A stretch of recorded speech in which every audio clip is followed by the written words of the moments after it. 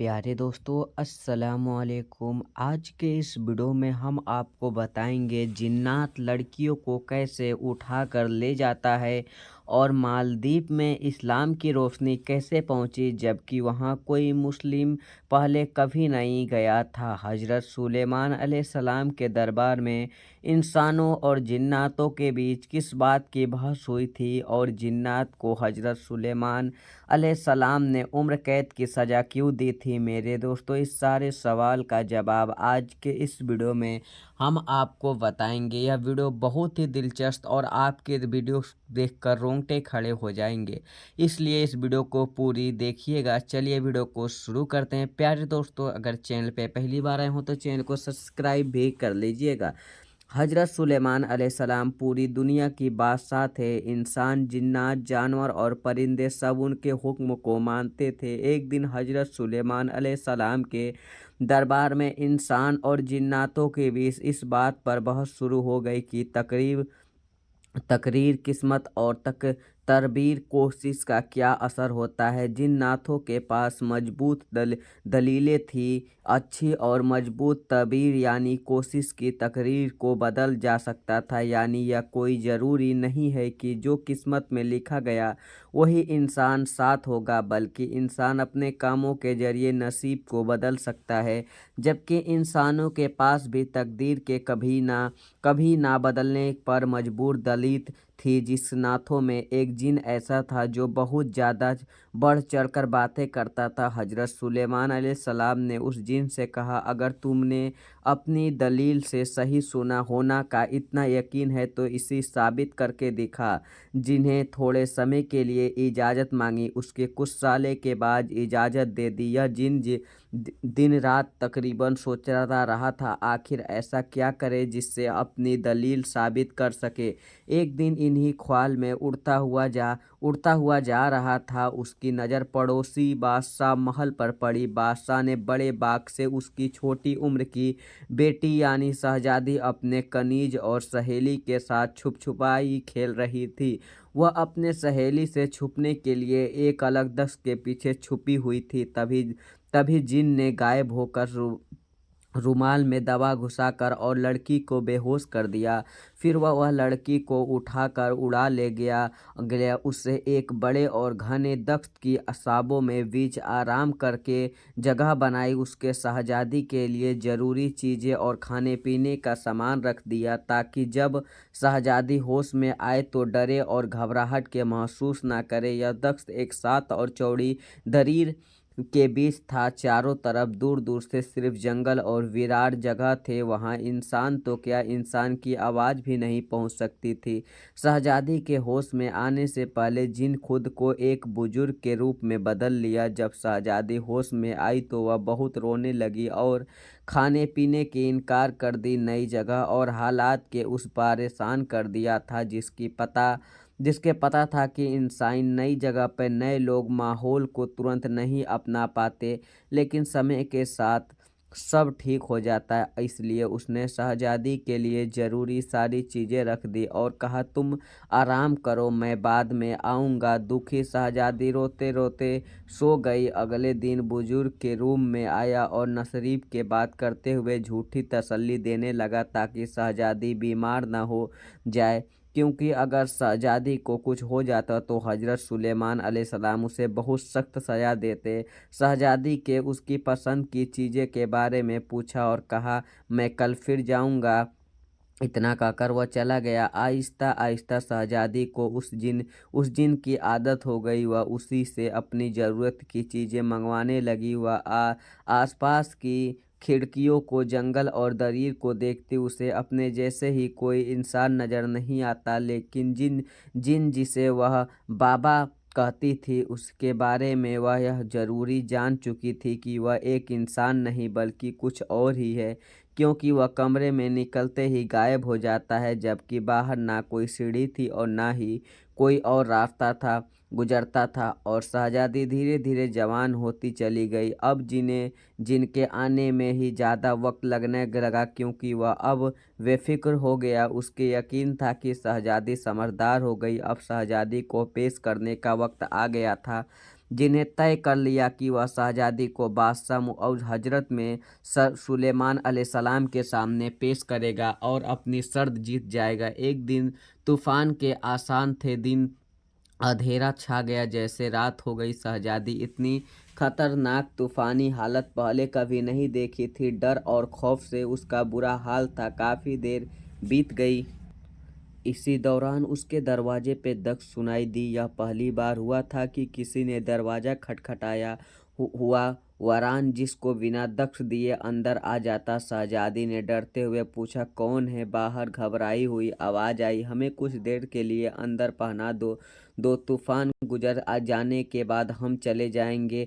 जब तक तूफान डर नहीं जाता है हम यहीं रुक जाते हैं। शहजादी ने जब दरवाज़ा खोला तो वह नौजवान मुश्किल में एक पेड़ की शाख पर बैठा हुआ था। दरवाज़ा खुलते ही दोनों जवान अंदर दाखिल हो गए। शहजादी बहुत लंबे समय के बाद अपने जैसे इंसान को देखा था।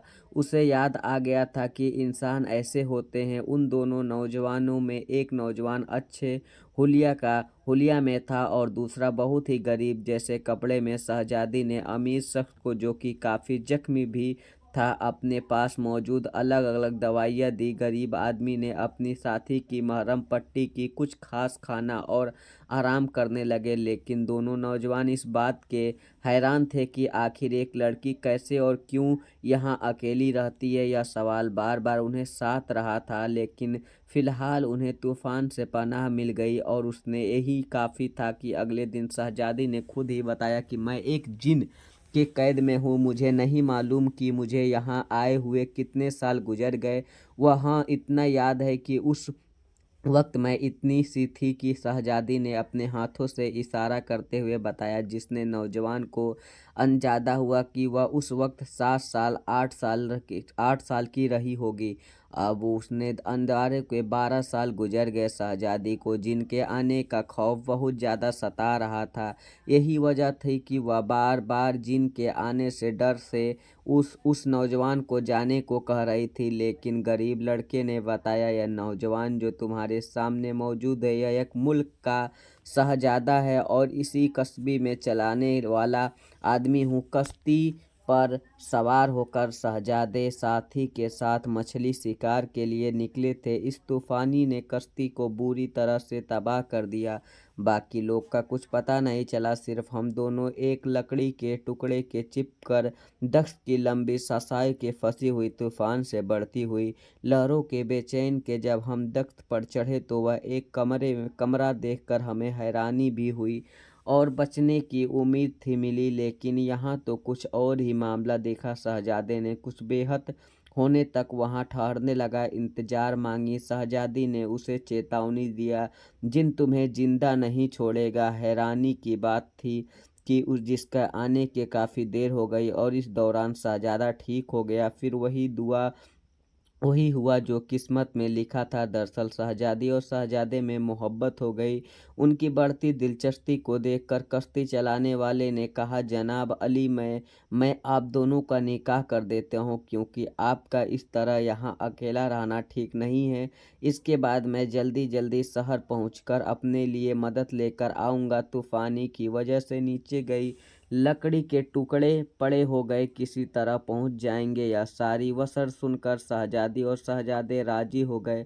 कश्ती चलाने वाले उनका निकाह पढ़ाया, इजाज़त लेकर चला गया। कुछ दिन गुजरने के बाद जिन आया। शहजादों को इस तरह छुपाया कि जिसकी शक न होने लगा। जिन आते ही पूछा, यहाँ किसी न इंसान की खुशबू क्यों आ रही है? शहजादी ने कहा, खुद सोचा यहाँ भला कोई कैसा आ सकता है। दरीर के बीच में एक अकेला दख्त है, यहाँ कोई पहुँचने की सोच भी नहीं सकता। इतना बड़ा तूफान गुजर का है, शायद तुम उसी खुशबू से परेशान हो रहे हो जिसकी कुछ सुकून मिले। लेकिन वह थोड़े परेशान भी हो जाता है। कहने लगा, आजकल दरबार में मेरी जिम्मेदारी बढ़ गई है, इसलिए मेरे आने में देर हो गई। देर हो गई है। जिनके जाने के बाद शहजादे बेफिक्र हो गई। अब शहजादी के दिन खुशी खुशी गुजरने लगे। दिन हफ्तों और फिर गई, महीने गुजर गए। शहजादे की जिद थी, हमारी सेहत बेहद होने के बाद हम दोनों यहाँ से फरार हो जाएंगे। लेकिन शहजादी जानती थी कि जिन हर जगह उसे तलाश कर लेगा और शहजादे को नुकसान पहुँचाएगा। शहजादे को कश्ती चलाने वाले पर भी बड़ी हैरत थी कि वह कई महीने मदद लेने गया है और अब तक वापस नहीं लौटा। अब शहजादी माँ बनने वाली थी। शहजादी सख्त परेशान था कि अकेले सब कुछ कैसे संभाल लेंगे। तभी अचानक शहजादी को जिन के आने का एहसास हुआ। शहजादा फौरन छुप गया। जिन ने आते ही शहजादी को कहा, तैयार रहो, मैं तुम्हें इस कमरे से समेट उठाया। आज बादशाह सलामत हजरत सुलेमान अलैहिस्सलाम की खिदमत में पेश करने वाला हूँ। यह एक शर्त थी कि जो मुझे जीत थी, अब मैं जीत जाऊँगा। अब तो तुम्हें सारी दरबार में ले जाना आए हूँ। शहजादी हैरान और परेशान थी क्योंकि उसे बच्चे की पैदाइश का वक्त करीब था। जिन एक नाबुलंद की कमरे हाथों में उठाया, उड़ाना शुरू किया। चंद ही लम्हों में जिन बादशाह वक्त हजरत सुलेमान के बारगाह में पेश हुआ और फातिहा अंदाज में दरबारी में मुखातिब होकर 12 साल पहले तकरीर की जो बहस चली थी, जो लिखा गया बदल नहीं सकता, देखो मैं उसके बदल कर रख दिया। फला बादशाह की बेटी को अगान किया, जिसकी महंगी फला बादशाह बेटे से हो चुकी थी, लेकिन अब उस शहजादे की कश्ती में हादसे में मौत हो चुकी है। और देखो मेरे पास उस बादशाह की शहजादी है और इसकी शादी अब कहीं और हो सकेगी और इस तरह हम तकरीब की तकरीब बदल सकते हैं। वरना यह बात तो लाजमी थी कि शहजादी की शादी उसे शहजादे से हो जानी थी। हजरत सुलेमान अलैहिस्सलाम दरबार खोलने का हुक्म दिया। अंदर एक शहजादी के बजाय 3 लोग निकले। शहजादी, शहजादा और उनका बच्चा। चीन यह देखकर हैरान रह गया। उसे बिल्कुल भी यकीन नहीं हो रहा था। हजरत सुलेमान अलैहिस्सलाम उस शहजादे से पूछा, तुम उसी फला मुल्क से शहजादे हो? शहजादे ने शुरू से लेकर आखिरी तक सारा किस्सा सुना दिया। जिस हजरत सुलेमान ने कदमों से नीचे ज़मीन खसक गई। हजरत सुलेमान अलैहिस्सलाम उसको उम्र कैद की सज़ा सुना दी। अल्लाह पर पक्का यकीन ना हो तो ऐसी बहस कुरान में चैलेंज करता वाली हरकत नाकाबिल माफ़ी होगी। शहजादी और शहजादे उनके रिश्ते आने तक शाही मेहमान खाने में रखा गया और शहजादी और शहराजे सुकून की ज़िंदगी बसर करने लगे। और यहाँ पे हजरत सुलेमान ने जिन्नात को ज़िंदगी भर उम्र कैद की सज़ा दी। इसी वजह से जिन्नात हमेशा लड़कियों को चुराया करते हैं। अगर आपको भी वीडियो अच्छी लगी हो तो चैनल को सब्सक्राइब कर ले। इस्लामिकल वीडियो के लिए मेरे चैनल को ज़रूर सब्सक्राइब